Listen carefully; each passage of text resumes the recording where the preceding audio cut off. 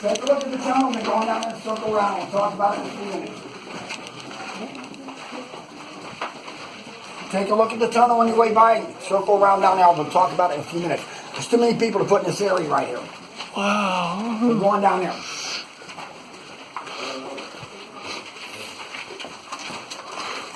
Notice the tunnel.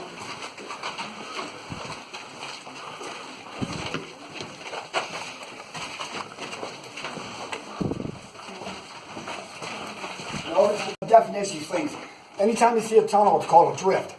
Top of the mine is called the back, sides are called ribs, a room is called a stope. If you were to take that particular drift today and bring it across the street underneath the road over there. And at one time, that particular drift went directly into the basement of the Crystal Palace Saloon. They had to block it in the 1960s on their side because the high school kids had figured out how to get from this mine up through the basement of the Crystal Palace Saloon and raid their liquor cabinets. Couldn't even trust them in the 60s, guys. Now, you see, those are the other tunnels directly behind you. This particular drift goes directly into the Tough Nut mine. Most of these mines are connected by drifts. That's why we have such a good natural airflow down here.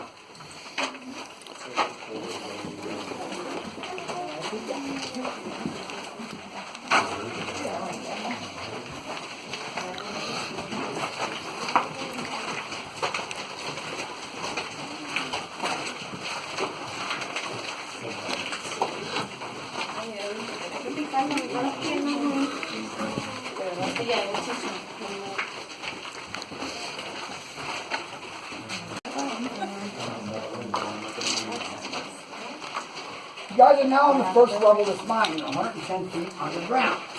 All you see is this black rock here. Anybody would guess what this is? Every hole, every room, every place that's not rock down here, this was 100% solid rock at one time.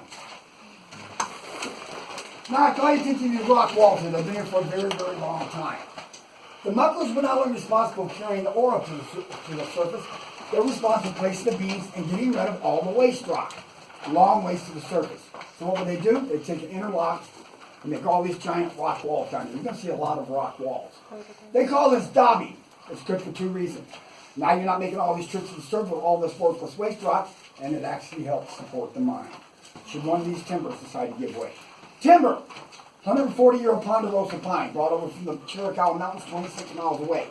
As you can see, it's perfectly preserved. The reason for that is, this mine is 67 degrees, 5% humidity all year.